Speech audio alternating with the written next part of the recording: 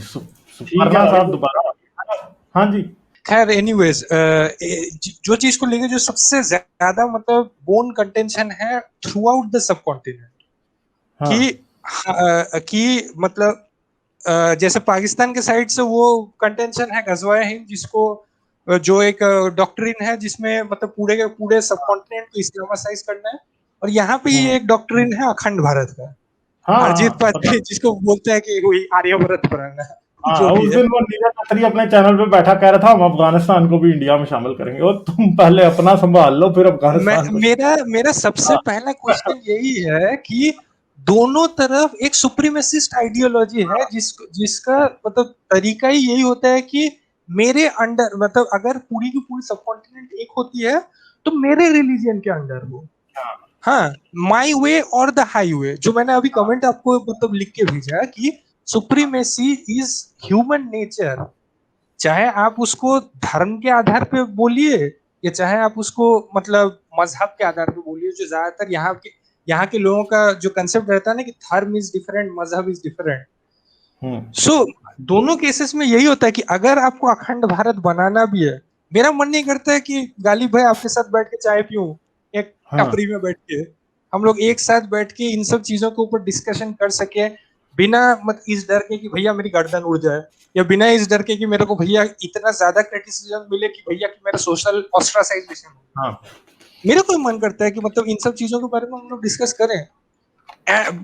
Agonistic atheist होने का सबसे बड़ा दिक्कत यही है कि हम लोग खुद श्योर नहीं है कि भैया वो गॉड का एग्जिस्टेंस है भी कि नहीं है, और जिस तरह से गॉड के बारे में हर रिलीजन में बताया जाता है, ऑल दोज रिलीजन गिव्स वो द तो सारे डिस्क्रिप्शन ऑफ झूठ। God having human nature.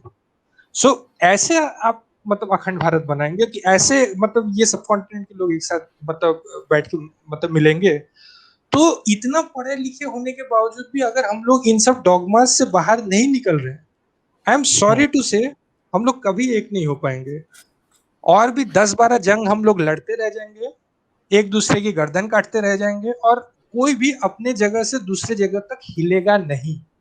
सो आपको क्या लगता है कि आपको डाउन द लाइन 30-40 ईयर्स, या फिर हम लोग शायद ना भी रहे मरने के बाद भी, आपको कहीं लगता है कि कहीं पे भी एक छोटी सी पॉसिबिलिटी है कि हम लोग सबके सब एक साथ रह सकें, इन सब डर, इन सब रिलीजियस डर को हटा के, मतलब जो कि एक फियर ऑफ अननोन है सबके लिए, मुस्लिम्स के लिए भी, क्रिश्चियंस के लिए भी, हिंदूज के लिए भी, हम लोग के लिए कर्मा वाला है कंसेप्ट कि अगर हम लोग अच्छा नहीं करेंगे, बुरा करेंगे, तो भैया कर्म के हिसाब से हम लोगों का बर्थ का डिफरेंस या फिर ये हो जाएगा, हम लोग दूसरे योनि में जन्म ले लेंगे, और आप लोगों के लिए वो है जन्नत और जहन्नम का, जहाँ पे आप एक जगह पे बैठ के लॉक हो जाएंगे, और तब तक लॉक रहेंगे जब तक कयामत नहीं आती है। अब कयामत कब आएगी किसी को नहीं पता। सो आपको क्या क़यामत लगता के है बाद भी कि लॉक रहेंगे जी, क़यामत के बाद भी लॉक रहेंगे, क़यामत से पहले भी, पहले तो जाके सबसे पहले जो है ना मुसलमान तो एटलीस्ट सबसे पहले जाके ना कब्र में छितर खाएंगे, ठीक है। सबसे पहले कब्र में छितर खाएंगे, उसके बाद फिर इंतजार करेंगे क़यामत आएगी, अल्लाह मियाँ उस दिन जो है ना सही गुस्से में होगा, अल्लाह मियाँ चीखे मारेगा तो इधर हर मोमिन और गैर मोमिन की पतलून गीली हो जाएगी, ठीक है। उसके बाद फिर अल्लाह मियाँ 50,000 दिन तक उनका इंसाफ करता रहेगा, फिर सारे जहन्नम, कोई जहन्नम में कोई जन्नत में। जहन्नम में जो है ना मतलब इटरनल लितर परेड हो रही होगी, इटरनल फॉर ऑल टाइम, खत्म बात को मतलब जान ही नहीं। ठीक है, जन्नत में वो बेचारे बस व्याग्रा की गोली खाएंगे और बस चढ़ जाएंगे, फिर उतरेंगे, फिर व्याग्रा, फिर उतरेंगे, फिर व्याग्रा खा लेंगे और सेक्स कर लेंगे, बस खत्म। मतलब जिंदगी का मकसद, मतलब एक मुझे लगता है कि यार और वो सबसे कहीं बड़ी पॉल बात है, पॉट, हाँ पॉल और पॉट सबसे था बड़ी कोई। बात है इतने बार, जी जी, और सबसे हाँ बड़ी बात है कि इतने बार हूरों के साथ सेक्स कर करके आप बोर नहीं हो जाएंगे, एक सर्टेन टाइम के बाद आदमी बोर भी हो जाता है कि भैया, खैर छोड़िए, तब फिर ये डॉगमेटिक बात आ जाएगी कि भैया ये सब मोह माया है, त्याग दो, या फिर ये जो भी है। नहीं, मैं उसमें नहीं आ रहा हूँ, मैं आपको आपको लगता है कि हम लोग यहाँ पे कोई भी एक पॉसिबिलिटी है बाय नेचर, सब कॉन्टिनेंट के लोग वेलकमिंग है, लेकिन इन सब चीजों से बाहर नहीं है, हम लोग सोशल इंटरेक्शन करते नहीं है, हम लोग एक दूसरे को नीचा दिखाने में लगे पड़े हुए हैं कि भैया मेरा वे सही है, बाकी वे तो भैया भाड़ में जाए, भैया मेरे लिए तिलंडे के बराबर नहीं है। तो हम्म। मैं भी चाहता हूँ कि आपके साथ बैठ के एक चाय टपरी में बैठ के ये सब चीजों के बारे में डिस्कस करूँ और हम लोग सभी एक साथ मिलकर ये सब डिस्कस करें, अखंड भारत बने, या फिर जो गजवाए हिंद वाला जो उन लोगों का जो है वो बने, लेकिन without any supremacy of religion in any way, मतलब कोई भी एक चीज डोमिनेट नहीं करेगी। आपको लगता है कि ये पॉसिबल है?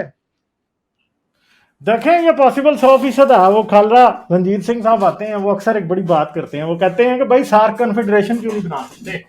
आप इतने अच्छे रिलेशंस कर लें कि आपका डिफेंस के एक हो, आपकी करेंसी एक हो, आपकी एजुकेशन का बजट एक हो, आपकी एजुकेशन सारी कंसिस्टेंट हो पूरे सब कॉन्टिनेंट के अंदर, आपको आपके बॉर्डर खुले हो, आपको जरूरत है कोई अखंड भारत बनाने की, यहाँ गजवाए हिंद वाला हिंदुस्तान बनाने की? नहीं, कोई जरूरत नहीं है भाई। ये सब हमें माफी दो इन बातों से। ये कर करके अपने लोगों को, ये जो है ना, ये देखें, ये जो है ना, ये मैं आपको एक बात बताता हूँ। ये सारी की सारी जो है ना, वो इसको क्या कहते हैं अंग्रेजी में, जो है ना, वो क्या उसको कहते हैं, बुड्ढे की इमेजिनरी इरेक्शंस हैं ये सारी की सारी, ठीक है? समझ गए? ये सब वो है, ठीक है? उधर से बैठे पंडित और ये भक्त जो हैं वो सोच रहे हैं हम जी ओ जी खंड भारत बनाएंगे। इधर से बैठे मौलवी सोच रहे हैं, ठीक है? ये सारे वो बुड्ढे हैं जो कि किसी काम के नहीं है अब। और क्या ये करेंगे? जब आपको पता है, बुढ़ा आदमी जब जवान औरत से शादी कर ले, मतलब 14 साल की बच्ची से शादियां ये कर लेते हैं, और बाद में सर पकड़ के बैठे होते हैं कि अब मैं किस हकीम से राब्ता करूं कि मेरा काम चले, ठीक है? तो ये बस बुढ़ापे की शादी जवान औरत के साथ, ये मसला ये है कि ये बुढ़ों के सारे ख्वाब हैं, और ये घुटनों के दर्द और कमर के दर्द के अलावा कुछ भी नहीं देते। ये सारा कुछ इसी तरह है, ठीक है? ये सब ये बुढ़ों के ख्वाब और हैं, ठीक है? हाँ, और ठरक भी इंक्लूड कर लीजिए। हाँ, ये सब ठरक है। ये उधर से हिंदुओं को एक आई हुई है इमेजिनरी इलेक्शन, इधर से मुसलमानों को आई हुई है। बस बस लड़ रहे हैं, और कुछ भी नहीं है। ये बस ऐसे ही है, फजूल, कुछ भी नहीं देंगे ये किसी को। ये सब लड़ाई कराएंगे भाई, दोनों न्यूक्लियर पावर नेशन हो, ठीक है? उधर से वो बैठते हैं, वो जी हम अखंड भारत बनाएंगे, इधर से हम गजवाए हिंद करेंगे। इन्होंने आखिर पे न्यूक्लियर वेपन एक दूसरे पे चला के ना, तो गजवाए हिंद और ये जो है ना, हिंदू जितने भक्त हैं, ये अगले जन्म में ले जाएंगे अखंड भारत, और मुसलमान सारे जो है ना गजवा हिंद अगली दुनिया में ले जाएंगे। बस ये बात सर गजवाए हिंद नहीं, सर गजवाए हिंद नहीं होगा तो ये आर्मी शाम में जाके इजराइल से नहीं लड़ पाएगी, कयामत नहीं आएगी। हम लोग लास्ट बुत परस्त बन के रह गए हैं पूरे दुनिया में जितने भी हैं। सो अगर डायबोलिकली ऑपोजिट आइडियोलॉजीज एक साथ क्लैश करती है, भले ही हम लोग कितने भी ओपन माइंडेड या फिर ये क्यों ना हो, हम लोग का वो जो मैंने आपको बताया ना, वो फियर ऑफ अननोन, जन्नत जहन्नम कर्मा जो भी है, ये सारा हम लोग इसी में ही लड़ते रह जाएंगे, हम ये लोग इसी में मनचले ही का लड़ते सौदा रह है। जाएंगे। ये सब हाँ, मनचले का सौदा ना ही है, बस। ना ही आपने जन्नत देखी है, ना ही मैंने देखी है, ना ही है भी मतलब नहीं इसका यार। कोई प्रूफ, हाँ, ना ही इसका कोई प्रूफ है कि भैया कर्मा है भी कि नहीं है, या कोई फिर कर्मा नहीं है।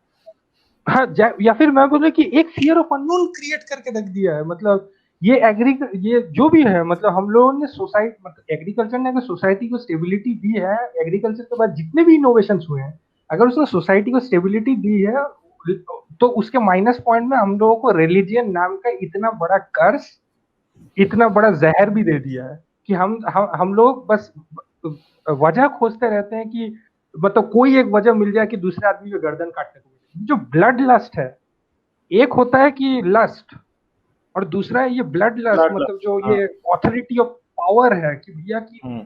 मेरे पास इतना ज्यादा पावर कंसेंट्रेटेड रहे कि भैया लोग मेरे को हजारों सालों तक या फिर ये याद रखे। प्रॉफिट मोहम्मद क्या थे? उन्होंने एक नार्सिसिस्टिक इमेज पूरे दुनिया में क्रिएट करके रख दिया। आज के डेट में 2 बिलियन लोग उसी ब्लड लस्ट को फॉलो करके रह रहे हैं कि उन्होंने एक कल्ट पर्सनैलिटी बना दी। This is cult personality only. और हम लोग ह्यूमंस एज ए नेचर, हम लोगों को एक एक कल्ट पर्सनैलिटी की जरूरत पड़ती है टू शो कि मतलब देखिए हम लोग की सिविलाइजेशन कितनी सुप्रीम, मतलब कितनी सुप्रीम थी, देखिए हम लोगों ने ऐसा ऐसा चीज बना के रख दिया। लेकिन जितने भी रिलीजियस बुक्स आप उठा के देख लीजिए, आप कंसेप्ट ऑफ गॉड ले लीजिए, आप कंसेप्ट ऑफ पनिशमेंट ले लीजिए, आप कंसेप्ट ऑफ रिवॉर्ड ले लीजिए, all things are human in nature. अगर हम लोगों के पास प्रॉपर्टी नाम की कंसेप्ट नहीं होती, एग्रीकल्चर नाम की कंसेप्ट नहीं होती, आज के डेट में भी हम लोग नोमैडिक जिंदगी जी रहे होते हैं, अगर हम लोगों के पास अभी मतलब कोई प्रॉपर्टी होल्ड करने का कोई जस्टिफाइड रीजन नहीं होता, सर्वाइवल फॉर द फिटेस्ट रहता, आज के डेट में हम लोग एम्पैथी की बात करते हैं? There is no way there is any empathy. तो वो जो एक हंटर गैदरर वाला माइंड है ना, कि हम लोग चाहे कितने भी कोशिश कर लें कि हम लोग एम्पैथेटिक हो जाए, लेकिन वो हंटर गैदरर वाला माइंड हम लोग का गया नहीं। स्टेबिलिटी होने के हाँ, बाद भी हम लोगों क्योंकि हंटर गैदरर तो बेचारा डरता था ना। को छोड़े नहीं। We are not empathetic in nature. Stone मैं एज आपको का एक वाकया दिमाग है ना, बताता हूँ। स्टोन एज का दिमाग है। जी, मैं आपको एक वाकया बताता हूँ। मैं अराउंड 13 या 14 साल का था।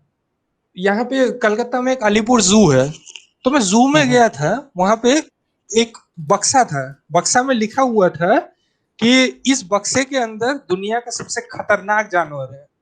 एज यूजुअल सबको एक मतलब फैसिनेशन होता है कि देखिए भैया दुनिया का सबसे खतरनाक जानवर क्या है, दुनिया का हम लोग सभी दोस्त या फिर एक स्कूल पार्टी की तरह हम लोग गए थे, सब लोगों ने मैं बक्सा समझ गया खोला, हूँ बक्से देखा। के अंदर क्या था, समझ गया हूँ मैं। हाँ, मिरर था, मिरर मिरर था। था। सभी लोग हंसे हाँ, कि अरे भाई भैया ये तो। हाँ, यही है, आप इस बिल्कुल। बात को समझिए कि अ, वो जो मिरर जो था ना, वो मिरर हम लोगों के लिए ये था कि we are the most dangerous creatures ever walked on this planet. हाँ एग्जैक्टली, इसमें तो कोई शक हेलो। नहीं है। Suparna ji, thank you. मेरे ख्याल है फिर मैं आगे चलता हूँ।